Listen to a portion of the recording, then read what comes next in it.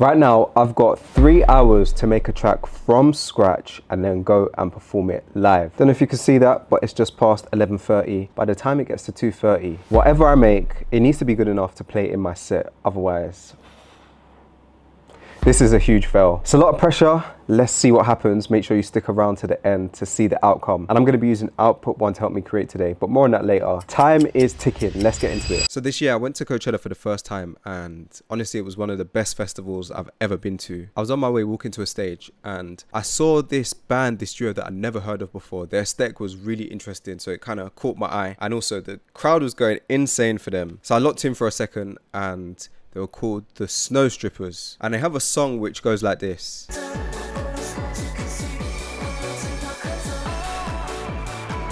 I'd like to use that vocal in some way and turn it into something new. But before we jump into the vocals, I'm going to start with the drums today. Let's put this at like, I'm feeling something faster, like 145 BPM.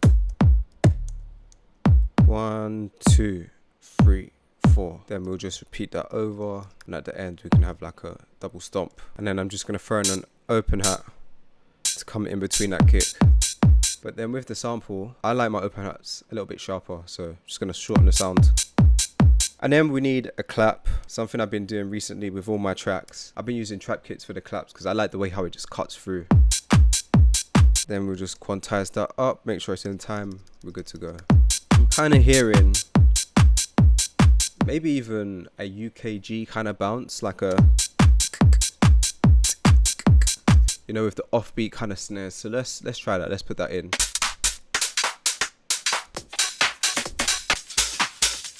Let's go with this one, but I don't want all those sounds, so I'm actually just going to chop it out. So I just want that snare. Let's take that, and then we can delete the other stuff, and then let's find the placements for it.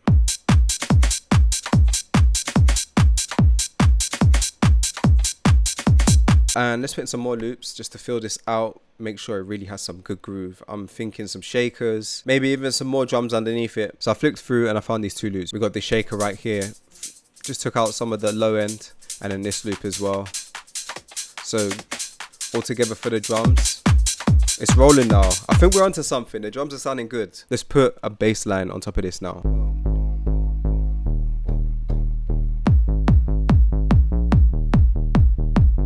Nice and bouncy. And to make this sound a little bit better, let's just throw some side chaining on it.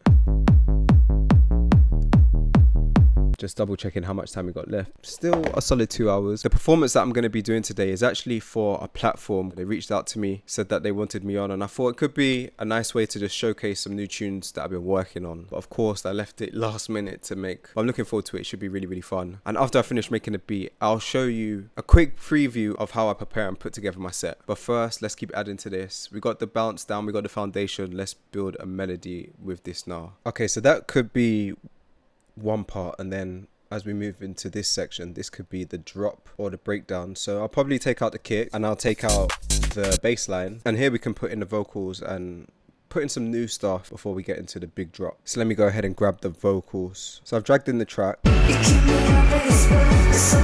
and I am just gonna stem split it so I can separate out the vocals from the instrumental. So I think I might need to pitch it up,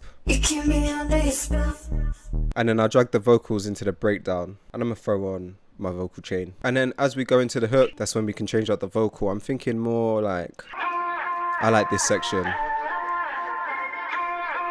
That section has a bit more going for it, a bit more energy than just.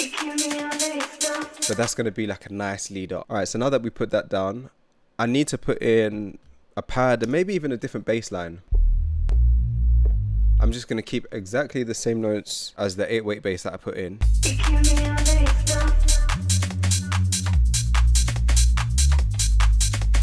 And then I think it'd be good if we had a pad underneath this too.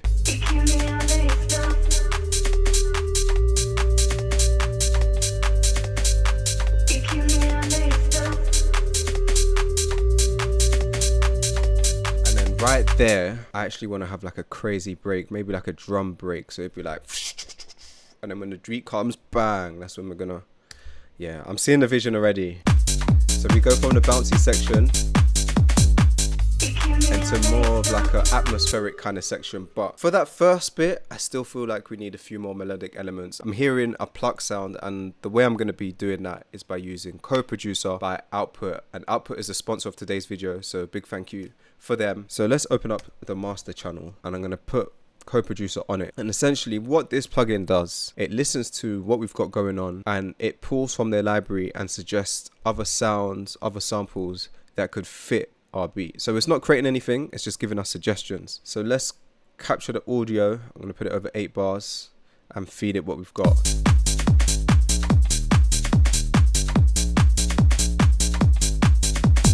So I think we're in E flat major, and I'm hearing a pluck, so I'm just going to type that in. Let's see what it can find. That one's quite cool.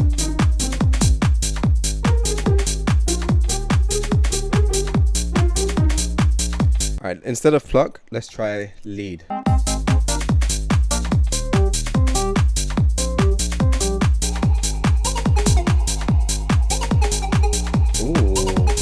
That one's got good energy. So I chose this loop. I think that goes really well with the bass line, but I want to chop out the low end of this.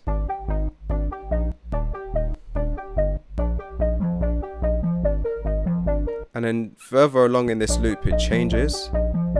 So let's take those chops, and I'm just going to arrange it. So this is what we're working with now. I think it just fits with the bass line a bit neater. I'm just going to EQ out some of that low end. By the way, you can grab Co-Producer as part of Output 1, which also comes with some plugins. It comes with Movement, Portal, and Thermal. Portal is more like modular stuff. Thermal adds some distortion, and Movement adds modulation and essentially some movement. And it also comes with Arcade. With that lead, I do want to add some modulation, so let's throw some Portal on top of that.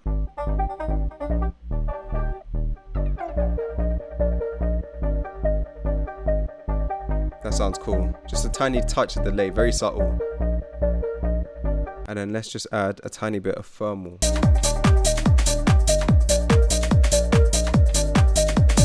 So if you want to grab Output 1, I'm going to leave a link in the description below. Go ahead, click that, and you'll get 7 days for free to try it out. So there's another song called Under Your Spell, and it sounds like this.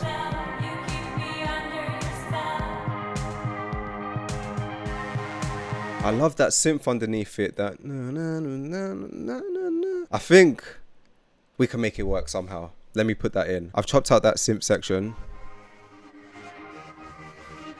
Because it's quite sped up, it has a lot of artifacts, so I am just gonna try and carve out the sound a bit better.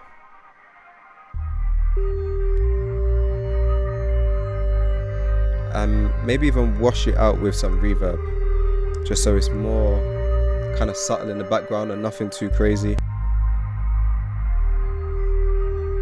So now that we structured it out a little bit, I'm actually just gonna go into once where it drops. So let's drag over our drums.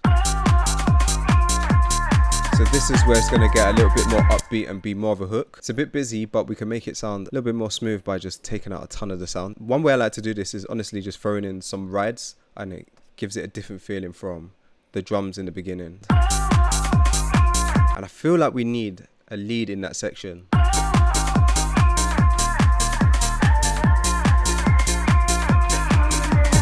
Got about an hour left, but this is pretty much all the elements. Now it's all about arrangement, which is gonna really be the most important. It took me a while to arrange this out. As you can see, there's 60-ish tracks because there's a lot going on. So let me break down exactly what I've done. The way how I like to structure all my tracks is we start with the drums, so it's easy to mix in. Then I'll add in the bass, then I'll progressively add in more elements until we get to the drop. So in this section, as you can see, we take out the kick, we take out the bass. It becomes a little bit more simple, a bit more atmospheric. And then once we get into the drop, that's where all the energy kind of comes in. Then I'll take away the energy again, have a longer breakdown, and then bring back the energy once again. And pretty much at the end of every section, I've added in some sort of effect. So here.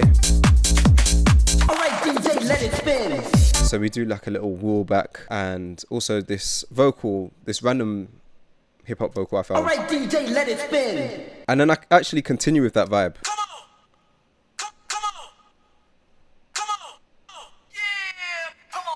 Then in the breakdown 2, I do the same thing. I've added in this sweeper. Kind of comes in and out. And then also this speed garage sound. I don't know, to me this track sounds more trancey, but it's definitely got some speed garage elements. Then the wheel spin back. And in this section at the drop, we've got this drum break.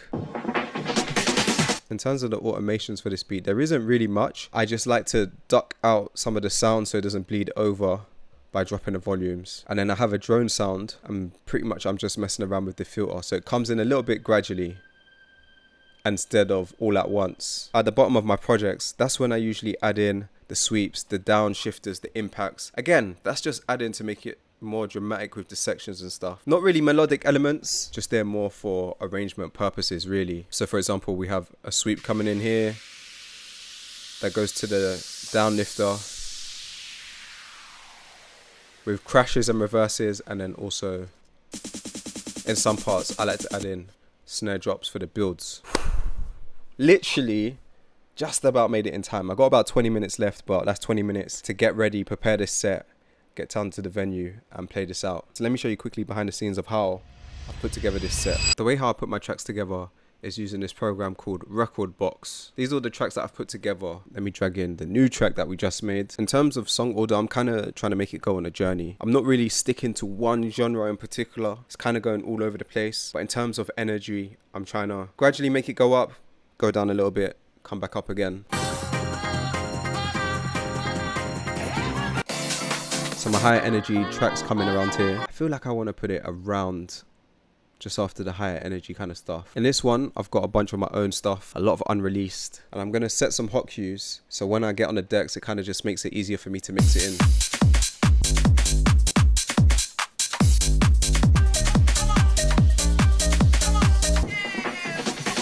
And it also helps me remember what part of the track is what. I also had this crazy part that come in the track. This was completely by accident, but pretty much I moved the MIDI in the wrong place.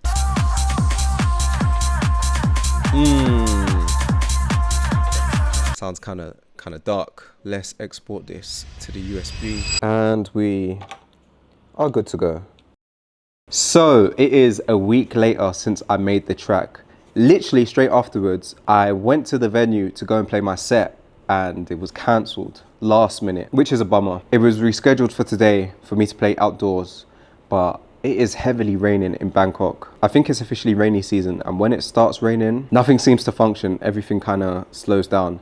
So unfortunately, once again, my set's been cancelled. But regardless, let's take a listen to what we made.